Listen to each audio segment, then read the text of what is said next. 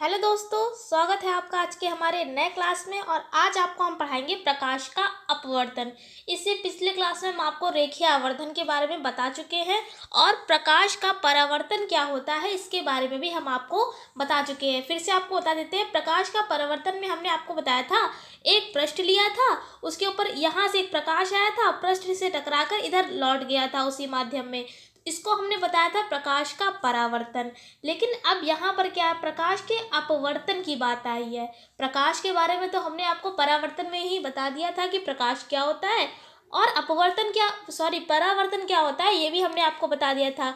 यहाँ पर अपवर्तन की बात है तो यहाँ पर केवल जो माध्यम था वो केवल एक था, जैसे कि यहाँ पर आया, टकराया और लौट गया उसी माध्यम में। लेकिन यहाँ पर क्या होगा, अपवर्तन में माध्यम दो होंगे। कैसे माध्यम होंगे? दो माध्यम होंगे। पहले आपको इसका चित्र समझा देते हैं, जिससे आपको इसके बारे में कुछ तो जानकारी समझ में आ जाएगा इसके बारे में कि हम आपको बताना क्या चाह रहे हैं। सबसे पहले यहाँ पर चित्र आपको समझा देते हैं। ये देखिए हमने बना रखा है। यहाँ पर सबसे पहले ये बना है, दो माध्यम बने हुए हैं। एक ये ऊपर वाला माध्यम है, एक ये नीचे वाला माध्यम है। मतलब ये नीचे वाला माध्यम है, एक ऊपर। दो माध्यमों में हमने इसको डिवाइड कर रखा है। तो यहाँ पर देखिए अब हमने क्या किया, ऊपर वाले माध्यम को हमने नाम दे दिया है सघन, और नीचे वाला माध्यम क्या है, विरल है। अब ये सघन और विरल क्या होता है? सघन का मतलब होता है, देखिए सघन यानी जहाँ पर घना होगा, यानी घने का मतलब जैसे आप कांच ले सकते हैं। और उसके बाद विरल, विरल का मतलब हो सकता है वायु वहाँ पर होगी, यानी कि जो प्रकाश होगा वो कांच से वायु की ओर जा रहा है। समझ में आ रहा है आपको कि मतलब सघन से विरल की ओर जब प्रकाश जाएगा तब क्या होगा। यहाँ पर इस चीज़ की बात हो रही है। अगर आपसे पूछा जाए विरल से सघन की ओर, वो भी हम आपको बताएंगे। जैसे कि अगर विरल ऊपर हुआ, सघन नीचे हुआ, वो भी अभी आपको हम बताएंगे। सबसे पहले थोड़ी बहुत जानकारी बता देते हैं। हमने आपको बताया था परावर्तन में बताया था, जो भी हमारा इस तरीके से यहाँ पर जो कोण बनता है, सबसे पहले जो किरण आती है उसको हम आपतित किरण बोलते हैं, जो किरण जाती है उसको हम परावर्तित किरण बोलते हैं। और जो किरण आती है तो उसका कोण भी हम क्या मानते हैं, आई मानते हैं, जिसको हम आपतन कोण बोलते हैं। जो किरण जाती है उसका हम कोण क्या मानते हैं, आर मानते हैं, इसको बोलते हैं परावर्तन कोण। और बीच में हमारा अभिलंब होता है। तो थोड़ा बहुत इसी से रिलेटेड है, इसलिए हमने पहले आपको परावर्तन बता दिया था। यहाँ पर देखिए दो माध्यम है इस तरीके से। सबसे पहले आप इस तरीके से दो माध्यम में डिवाइड कर लेंगे। अब क्या करेंगे, सबसे पहले आपको परावर्तन में भी जो प्रोसेस था वहाँ पर भी, यहाँ पर भी वही रहेगा। सबसे पहले क्या करेंगे, एक प्रकाश किरण आएगी।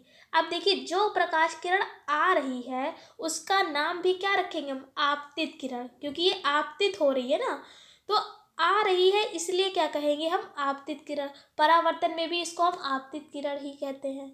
उसके बाद देखिए जब ये इस पृष्ठ से टकराएगी, ये पृष्ठ है हमारा, इससे टकराएगी, टकराने के बाद ये विक्षेपित हो जाएगी इस तरीके से। यहाँ पर कहने का मतलब ये है, प्रकाश का अपवर्तन ये होता है कि जब एक माध्यम से दूसरे माध्यम में प्रकाश की किरण जाती है तो अपने मार्ग से थोड़ा सा मुड़ जाती है। देखिए यहाँ से इस तरीके से आ रही थी, और यहाँ से जैसे ही यहाँ पर टकराई, यानी माध्यम जैसे ही दूसरा हुआ वैसे ही ये थोड़ा सा मुड़ गई।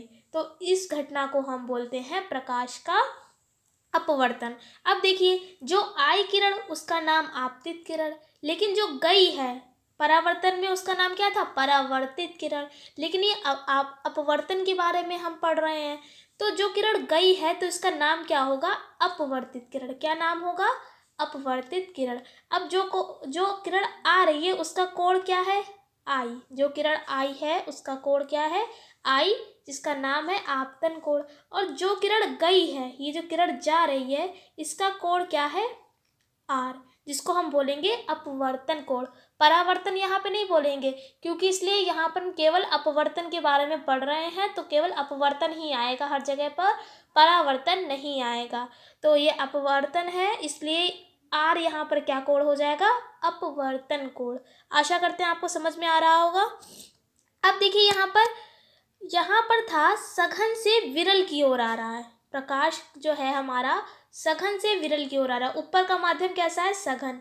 यहाँ से आई प्रकाश किरण विरल माध्यम में तो इस तरीके से जो यहाँ पर देखिए ये जो एंगल बना हुआ है, आपको अगर पता हो तो ये 90 डिग्री का एंगल है। कितने डिग्री का? 90 डिग्री का एंगल है। 90 डिग्री का हम कैसे पहचानते हैं? जब भी इस तरीके से कोई भी एंगल बनाओ, चाहे इस तरीके से चाहे उल्टा बना हो, तो उसको हम बोलते हैं 90 डिग्री का एंगल। या इस तरीके से आप समझ सकते हैं, ये जो सीधी रेखा खींची है, यहाँ पर देखिए जो ये सीधी रेखा खींची होती है, ये पूरा एंगल होता है 180 का। कितना होता है? 180 डिग्री का, यानी कि 180 डिग्री का होता है।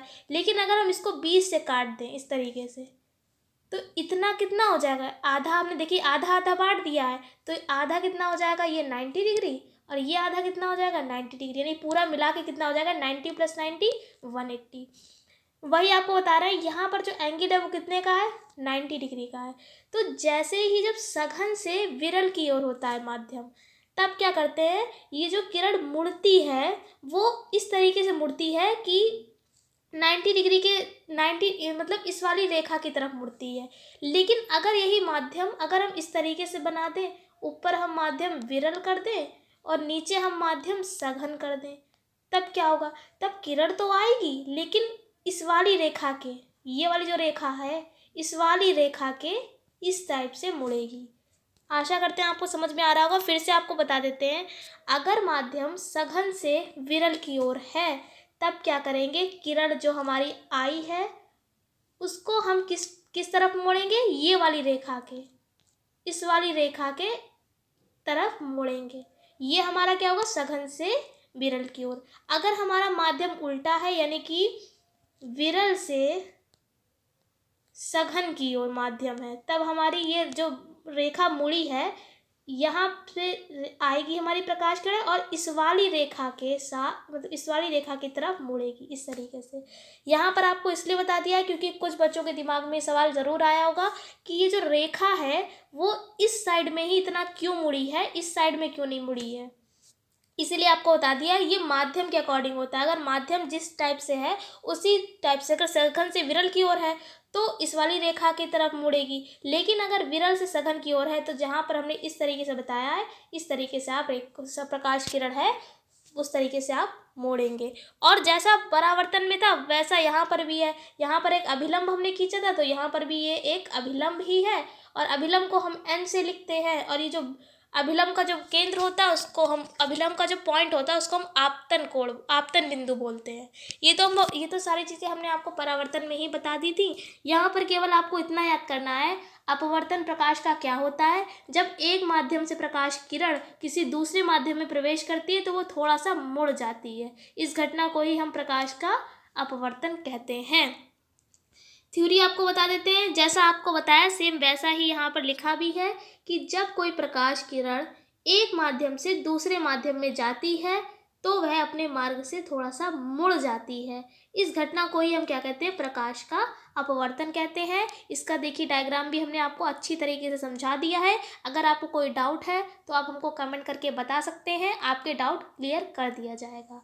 अब आपको जैसे हमने परावर्तन के नियम बताए थे, ऐसे ही अपवर्तन के भी नियम होते हैं। जैसे कि यहाँ पर देखिए, यहाँ पर अभिलंब और आपतित किरण और अपवर्तित किरण तीनों क्या है? एक ही तल में होते हैं। जैसा परावर्तन में था ऐसे यहाँ पर अपवर्तन में ये नियम सेम रहेगा कि आपतित किरण, अपवर्तित किरण और अभिलंब तीनों क्या होते हैं? एक तल में होते हैं। लेकिन देखिए परावर्तन में दूसरा नियम हमारा क्या था?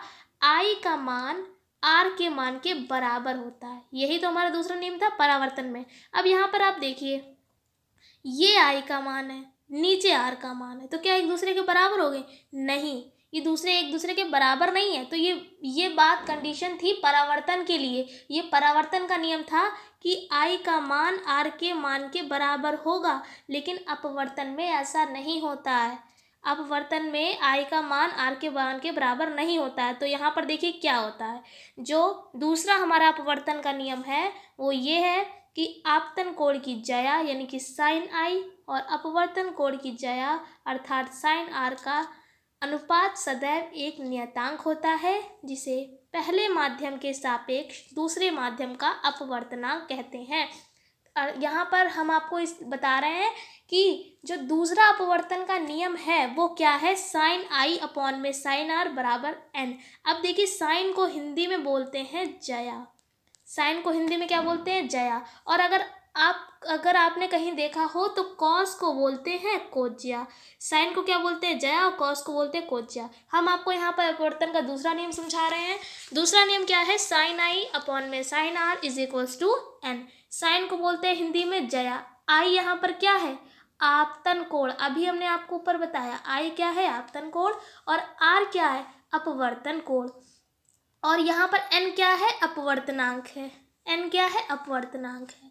तो दूसरा नियम यही है कि आपतन कोण की जया यानी कि साइन आई और अपवर्तन कोण की जया यानी कि साइन आर का जो अनुपात के अपॉन लगा है, इसलिए अनुपात सदैव एक नियतांक के बराबर होता है। नियतांक जहाँ पर जो एन है वो एक नियतांक है यानी कांस्टेंट है, जिसे हम पहले माध्यम के सापेक्ष दूसरे माध्यम का अपवर्तनांक कहते हैं। आशा करते हैं कि आपको दूसरा नियम भी समझ में आ गया होगा। पहला नियम क्या है, आपतित किरण, अपवर्तित किरण और अभिलंब तीनों एक ही तल पर होते हैं। और दूसरा नियम केवल आपको इतना याद रखना है, साइन आई अपॉन में साइन आर बराबर एन होता है। यही अपवर्तन का दूसरा नियम है। और इस नियम को ही हम क्या कहते हैं, स्नेल का नियम भी कहते हैं। आपसे ऐसे भी पूछा जा सकता है कि स्नेल का नियम क्या होता है, तो आपको पता होना चाहिए। स्नेल का नियम हमारा होता है साइन आई अपॉन में साइन आर बराबर एन। आपको आगे हम ये भी पढ़ाएंगे, इसका प्रूवमेंट भी है। आप इंटर क्लास में क्लास 12th में है। यहाँ पर जैसे हमने आपको परावर्तन में बताया था, एंगल आई जो होता है एंगल आर के बराबर होता है, इसका भी प्रूवमेंट आपको कराएंगे। और ये जो अपवर्तन यानी स्नेल का नियम जो है हमारा, इसका भी प्रूवमेंट है, यानी ये बना कैसा फॉर्मूला, इसके बारे में भी हम आपको अगले क्लास में बताएंगे। आशा करते हैं कि आज के लिए आपको ये पूरा अपवर्तन का प्रोसेस समझ में आ गया होगा। अपवर्तन प्रकाश का क्या होता है ये आपको समझ में आ गया होगा। अगर आपको कोई डाउट है तो आप हमको बता सकते हैं, आपके डाउट को क्लियर कर दिया जाएगा। अगर चैनल पर नए हैं तो चैनल को सब्सक्राइब कर लीजिए, क्योंकि क्लास 12 से रिलेटेड जितने भी इंपॉर्टेंट टॉपिक हैं, फिजिक्स केमिस्ट्री से रिलेटेड और कुछ इंग्लिश से भी रिलेटेड, वो सारे हमने अलग से उनकी प्लेलिस्ट बना रखी है। आप जाकर वहाँ पर पढ़ सकते हैं। अभी के लिए इतना काफ़ी है। फिर मिलते हैं एक ऐसे ही क्लास के साथ। तब तक के लिए जय हिंद, जय भारत, धन्यवाद।